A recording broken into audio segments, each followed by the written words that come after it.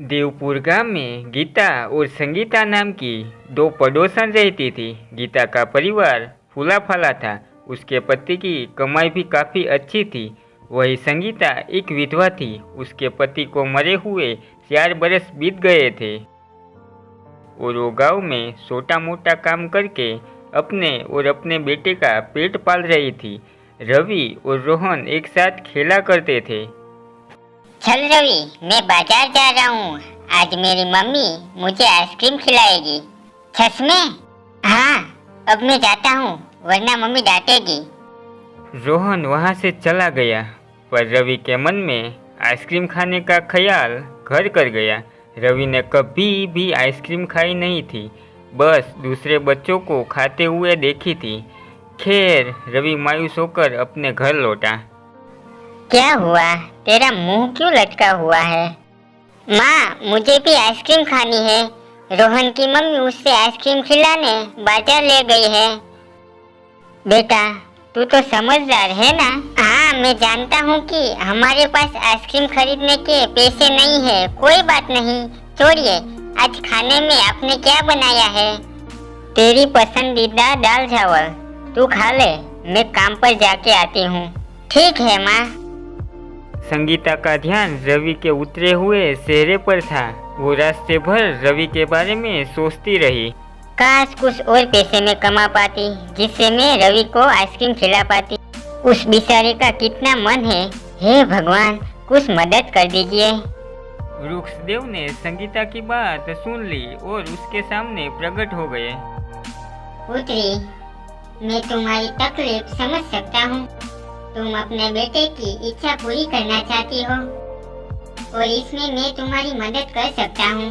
हे प्रभु, आप सच में मेरी मदद करेंगे? क्या मेरा बेटा सच में आइसक्रीम खाएगा? हाँ, ये लो। वृक्षदेव ने संगीता को कुछ बीज दे दिए। इन्हें अपने आंगन में बो दो। अगले दिन इसमें से जो पौधे आएंगे उनमें आइसक्रीम टंगी होगी। आइसक्रीम के पौधे? हाँ। संगीता ने वृक्षदेव का आशीर्वाद लिया। वो जादुई बीज लेकर अपने घर लौटी। घर के बाहर आंगन में एक छोटा सा खेत था। संगीता ने सारे बीज इस खेत में बो दिए। माँ, आप ये क्या कर रही हो? मैं आइसक्रीम के पौधे के बीज बो रही हूँ। आइसक्रीम के पौधे? हाँ बेटा, वृक्षदेव ने खुद मुझे ये जादुई बीज दिए हैं। इसमें आइसक्रीम उगेगी सच में? हाँ। वाह, फिर तो हम आइसक्रीम खा भी सकते हैं और बेच भी सकते हैं। इस बारे में तो मैंने सोचा ही नहीं। अगर हम ढेर सारी आइसक्रीम उगा कर बेचें, हमें बहुत सारे पैसे मिलेंगे और मुझे गांव में काम करने की भी जरूरत नहीं। हाँ माँ, हम तो बहुत पैसे वाले हो जाएंगे। बिल्कुल, अब इन बीजों में पानी डाल दो। जी माँ। आज आप काम पर नहीं जा रही? नहीं बेटा, कल हमारे खुद के आइसक्रीम के खेत होंगे, तो मैं भला दूसरों की वहाँ काम करने क्यों जाऊँ? वो भी है। संगीता ने सोच रखा था कि अगले दिन आइसक्रीम उगेगी। वो उन आइसक्रीम को बेचकर बहुत सारे पैसे कमाएगी। इसी विचार से वो अपने काम पर भी नहीं गई। उसके मन में पैसों का लालच आ गया था। रात में उसे नींद भी नहीं आ रही थी। वो सोच में पड़ गई थी कि आइसक्रीम बेचकर वो कितने पैसे कमाएगी। मुझे एक आइसक्रीम कितने में बेचनी चाहिए? क्या सारी आइसक्रीम एक जैसी होगी या अलग अलग होगी? ये सारे ख्याल उसके मगज में घूम रहे थे। खैर, सुबह हुई और संगीता दौड़ते हुए घर से बाहर आई और उसने अपने खेत देखे तो वहाँ कुछ भी उगा नहीं था।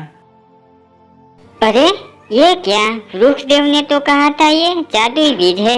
उसमें एक दिन में ही आइसक्रीम का पेड़ उग जाएगा, लेकिन ऐसा कुछ हुआ नहीं। संगीता मायूस हो गई थी।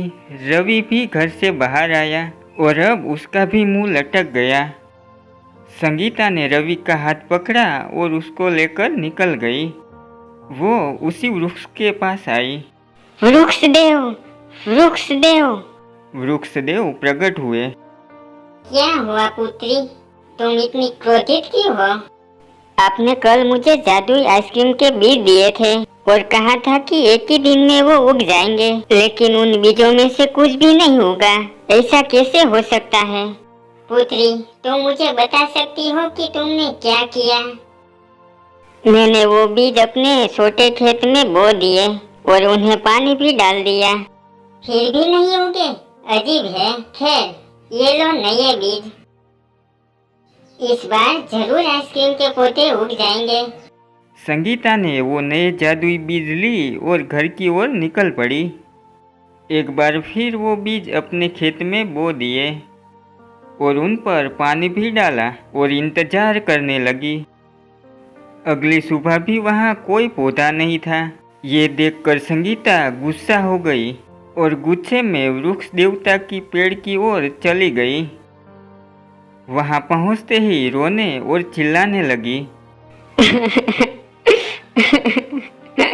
वृक्ष देव, आप मेरी गरीबी का इतना मजाक उड़ाएंगे, ऐसा सोचा नहीं था। पुत्री, मैंने तुम्हारे साथ कोई मजाक नहीं किया।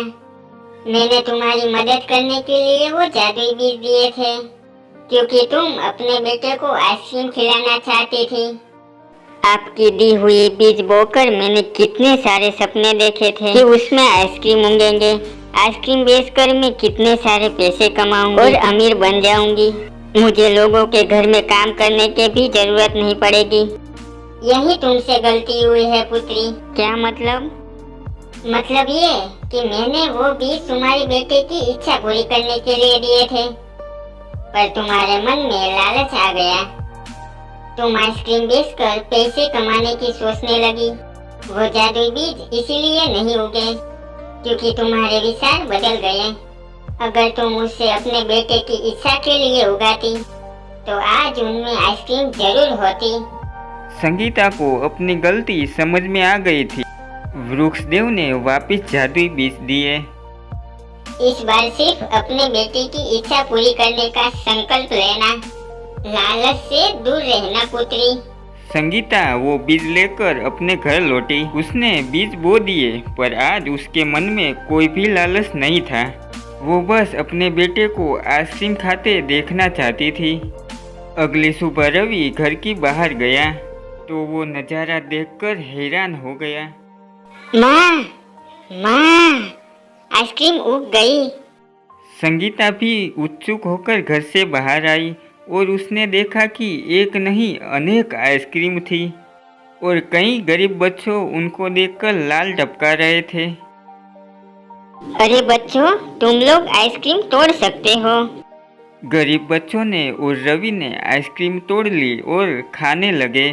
सभी के चेहरे पर खुशी देखकर गीता को अपनी गलती समझ आ गई।